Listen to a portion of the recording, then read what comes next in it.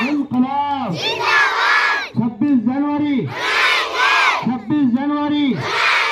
ہمارا constitution Maulana Abul Kalam Azad, Pandit Jawahar Lal Nehru, doctor Bhim Rao Ambedkar, Ashfaq Ullah Khan,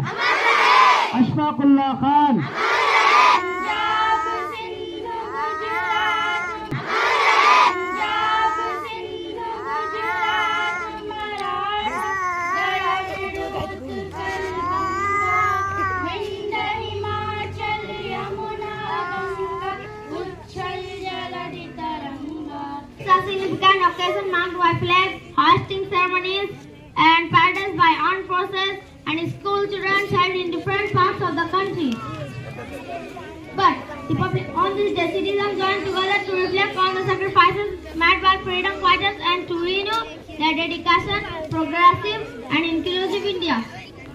But Republic Day isn't just remembering the past; it's about embracing the present and building the future.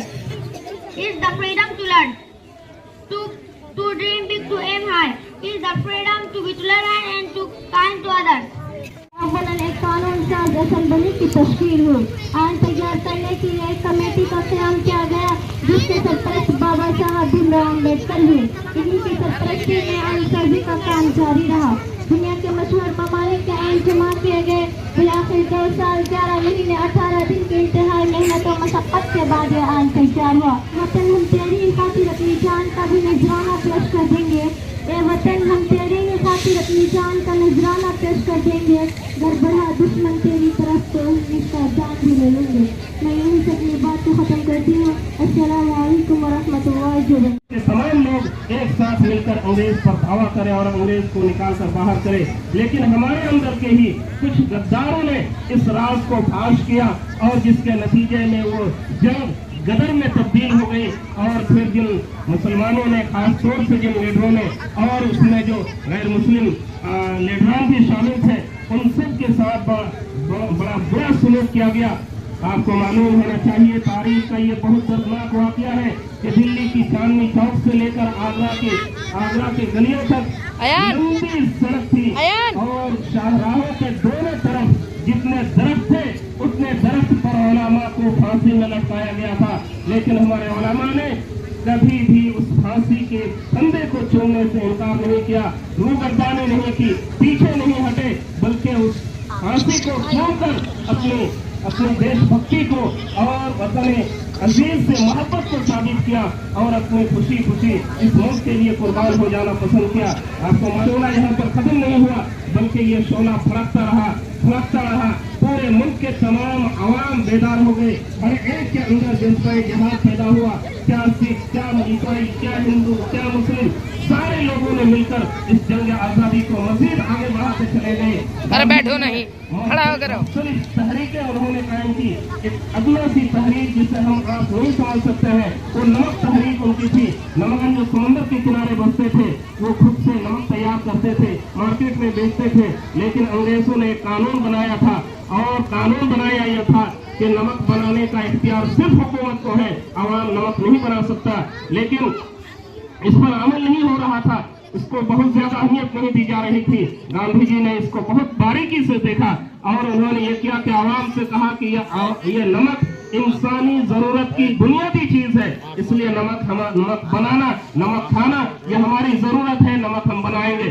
ہزاروں لوگوں کو سمندر کے کنارے لے گئے اور سب سے کہا کہ اب نمک بناؤ. تحریک کے طور پر انہوں نے نمک بنانا شروع کیا. پھر انگریزوں کو یہ ہوا نکل رہی اور انہوں نے اس بات کو محسوس کیا کہ اس کے ذریعے سے وہ ہماری مخالفت کرنا چاہتے ہیں. اس کے پاداش میں گاندھی جی کو جیل میں ڈالا اور ان کے ساتھ لیڈران کو جیل میں ڈالا. مولانا ابوالکلام آزاد کو کئی مرتبہ جیل میں ڈالا. مولانا اور اس کے علاوہ اشفاق اللہ خان کو شہید کر دیا گیا اور بھگت سنگھ کو شہید کر دیا گیا. دیگر جو اس ملک کے قائدین تھے ان کے ساتھ بہت برا سلوک کیا گیا. مالٹا کے جیل، کالا پانی کی سزا، آپ اس کے رونگٹے کھڑے ہو جائیں گے. کالا پانی جو چاروں طرف سے سمندر ہے اور بیچ کا ایک جزیرہ ہے، اور وہاں پر نہ کہیں بھاگنے کی جگہ ہے, وہاں ایک کالی کوٹری ہوتی تھی, اس کوٹری میں ایک چھوٹا سا روم ہوتا تھا, ایک کمرہ ہوتا تھا, نہ وہاں ہوا جا سکتی تھی, نہ روشنی جا سکتی تھی, اور جہاں سانس لینا تو بھر ہوتا تھا, وہاں پر اس آزادی کے متوالوں کو اس کالا پانی کی سزا دی جاتی تھی. دن بھر ان کو زنجیر میں جکڑ کر رکھا جاتا تھا.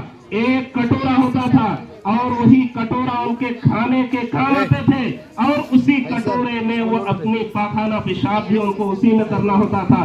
دوسرا کوئی راستہ نہیں تھا. رات میں ان کو تالا بند کر دیا جاتا تھا باہر سے, اور رات میں اگر ان کو ضرورت پڑی قضائے حاجت کی تو اسی کٹورے میں قضائے حاجت کرنی پڑتی تھی. صبح اٹھ کر اس کو صاف کرنا پڑتا تھا.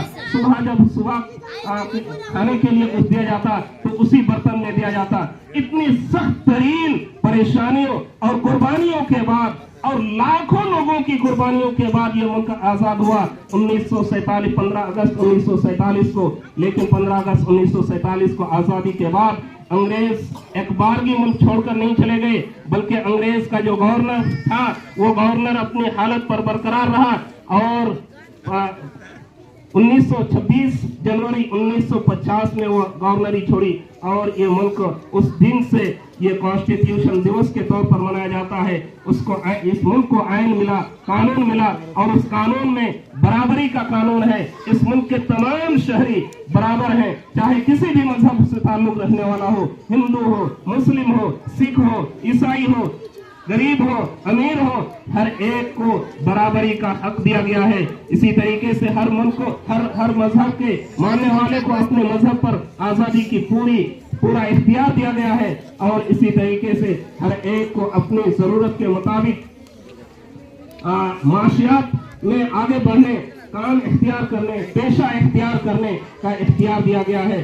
اور اسی اختیار کو برقرار رکھنے کے لیے آج ہم یہاں سب جمع ہوئے ہیں, اور ہم سب یہ عہد کرتے ہیں کہ اس ملک کے لیے جس قدر ہمارے اسلاف نے قربانیاں دی ہیں, ان کی قربانی کو ہم رائیگاہ جانے نہیں دیں گے. ہم اپنے ملک کی حفاظت کریں گے, ہم اپنے کانسٹیٹیوشن کی اور آئین کی حفاظت کریں گے, اور ہم اپنے ملک کی ترقی میں بھرپور حصہ لیں گے. اور اس کے لیے سب سے زیادہ ضروری چیز جو ہے وہ تعلیم ہے. تعلیم کے ذریعے سے ہی کوئی قوم آگے بڑھ سکتی ہے. اس لیے میں تمام گارجن سے میں گزارش کروں گا کہ آپ اپنی اولاد کی فکر کریے. اس ملک میں جو حالات ہیں بہت خطرناک ہے.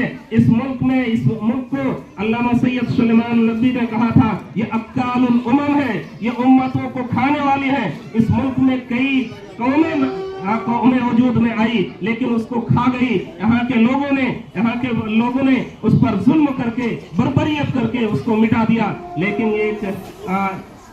اس لیے ہمیں اگر اپنے اسلاف کو باقی رکھنا ہے, اپنے اولاد کو باقی رکھنا ہے, اپنی نسل کو باقی رکھنا ہے, تو ہم کو تعلیم کے میدان میں آگے بڑھنا ہوگا. تعلیم کے میدان میں آگے بڑھ کر ملک کے تمام شعبوں میں اپنے لوگوں کو, اپنے بچوں کو بھیجنا ہوگا, اور اپنے اس کارکردگی کے ذریعے سے اس ملک کو بھی ترقی دلانی ہوگی, اپنے قوم کو بھی ترقی دلانی ہوگی, اپنے آپ کو بھی ترقی دلانی ہوگی. میں ایک بار پھر آپ سب کے شکریہ کے ساتھ میں اپنی بات ختم کرتا ہوں.